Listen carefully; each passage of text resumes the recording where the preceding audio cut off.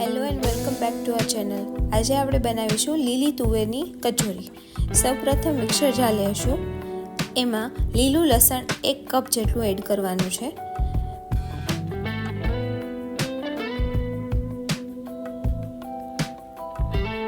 હવે 1 કપ જેટલી આપણે લીલા મરચાં એડ કરશું. 1 આદુનો ટુકડો એડ કરી દેવાનો છે. હવે આને અધકચરું પીસી લેવાનું છે.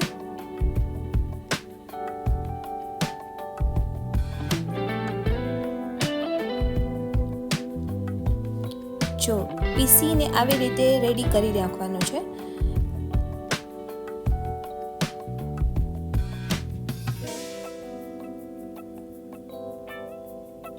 હવે આપણે ફરી પાછું મિક્સર જાર લેશું. એમાં લીલા વટાણા એડ કરવાના છે 1 વાટકી જેટલા. અને આપણી મેઇન લીલી તુવેર જે છે એ 1 બાઉલ જેટલી લેવાની છે.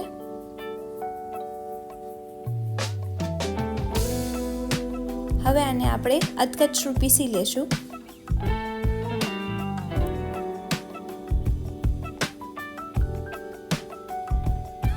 આવી રીતે અધકચરું પીસવાનું છે, ફાઇન પેસ્ટ નથી બનાવવાની.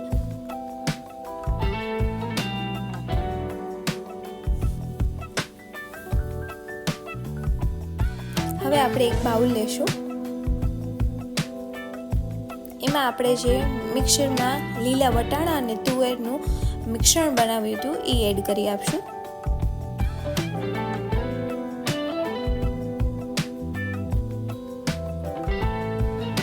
એમાં 1 ચમચી જેટલું મીઠું અને આપણે આદુ મરચાં અને લસણની પેસ્ટ બનાવી આપી હતી એ આપણે એડ કરી દઈશું.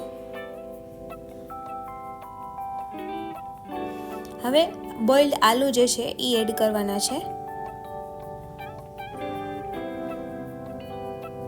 હવે બધું સરખું મિક્સ કરી લેવાનું છે.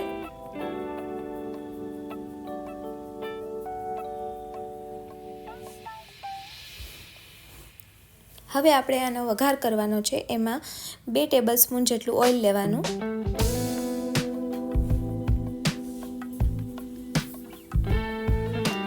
દોઢ ચમચી તલ નાખવાના છે. સફેદ તલ આમાં બહુ ખૂબ જ સરસ લાગે છે.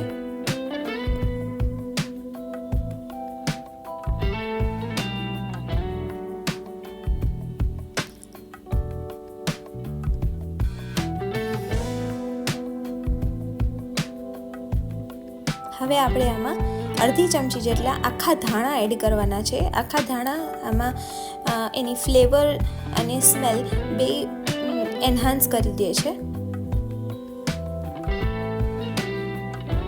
હવે એમાં આપણે જે મિશ્રણ બનાવ્યું હતું એ આપણે એડ કરી આપશું.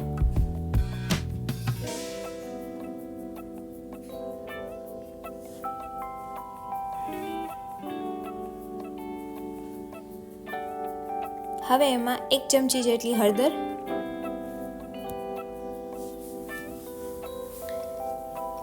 અડધી ચમચી ગરમ મસાલો અને 1 ચમચી જેટલી કિચન કિંગ મસાલો નાખી મિક્સ કરી લેશું. અને 1 થી 2 મિનિટ જેટલું એને ચડવા દઈશું.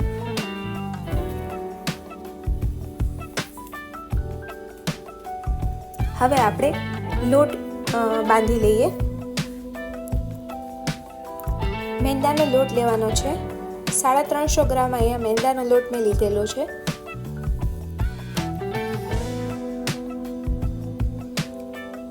થી 1.5 ચમચી જેટલું મીઠું લેવાનું છે સ્વાદ અનુસાર. હવે એમાં મોહિમ માટે ઘી લેવાનું છે. ઘી બહુ ખૂબ જ જરૂરી છે બીકોઝ કે કચોરી એનાથી જ ખસ્તી થશે. તો 1.5 ચમચી જેટલું ઘી લેશું અને ઓઇલનું મોણ નાખીશું. હવે એને મિક્સ કરી લેશું.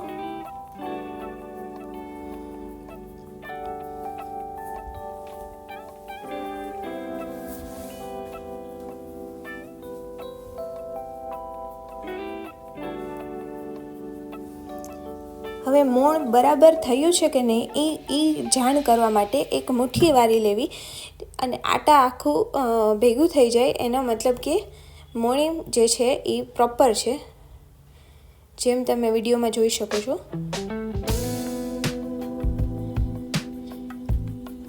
હવે પાણીની મદદથી આખો લોટ બાંધી લેવો.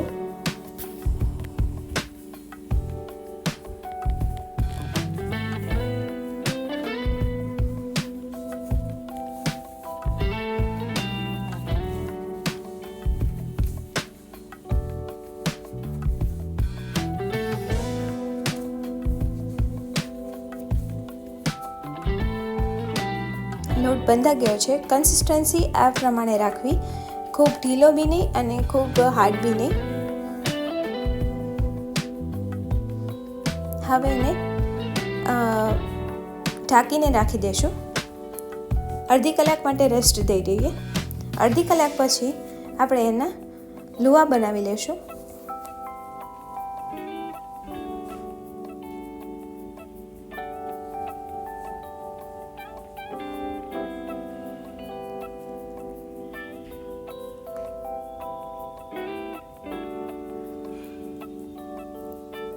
હવે આપણે એને રોટલીના આકારની જેમ વણી લેવાનું છે.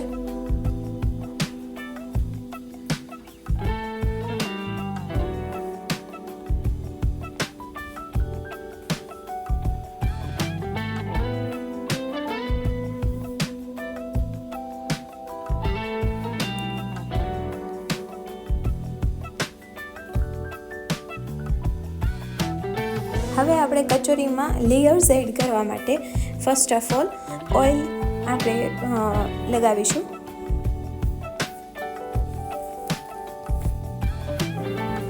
હવે એના ઉપર થોડો મેંદાનો લોટ છીડકશું. હવે એને આ પ્રકારે ફોલ્ડ કરી દેવાનું. પાછું એક લેયર ઓઇલનું અને મેંદાનું લાગશે.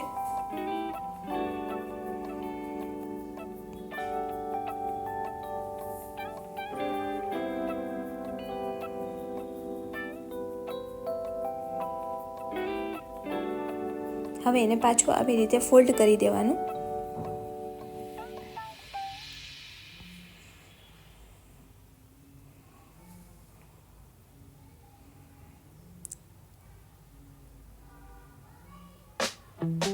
હવે એને આપણે સ્પાઇરલ કરીને વાળી લેશું.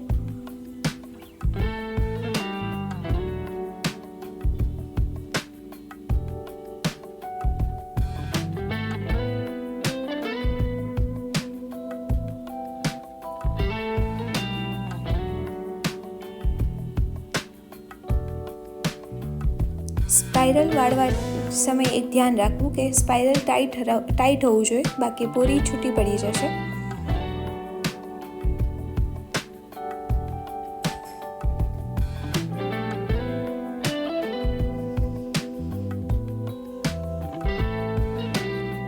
હવે એને હાફ કટ કરી લેવું.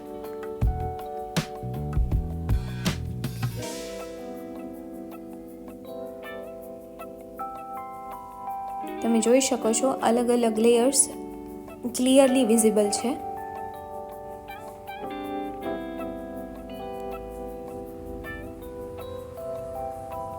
હવે આપણે એને પાછું વણી લેશું.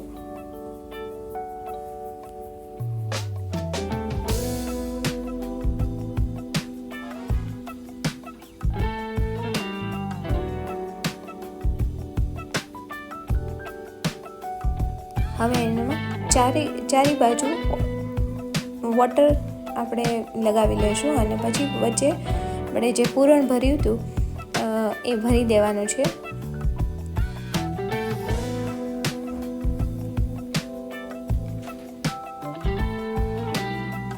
પછી એને વાળી લેશું અને એક્સેસ લોટ હોય એ કાપી અને કચોરીનો આકાર દઈ દઈએ.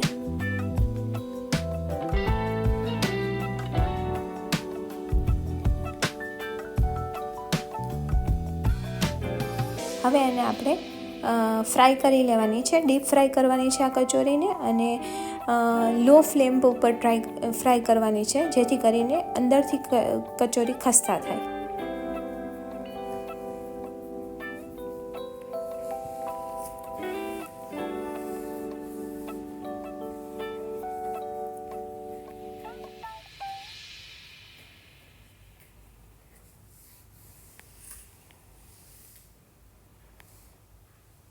Flame low to medium flame રાખી શકો છો. હાઈ ફ્લેમ ઉપર આ કચોરી નહીં થાય.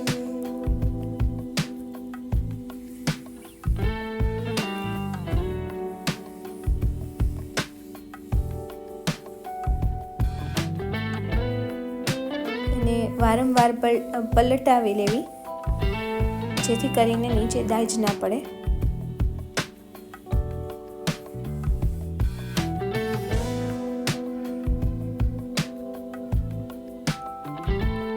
તૈયાર થઈ ગઈ છે આપણી ખસ્તા કચોરી લીલવાની. સર્વ કરી દેશું. તમે ક્લિયરલી જોઈ શકો છો અલગ અલગ લેયર્સ વિઝિબલ છે. તમે બી ટ્રાય કરો અને કમેન્ટ સેક્શનમાં જણાવો કે તમને આ રેસિપી કેવી લાગી. Thank you.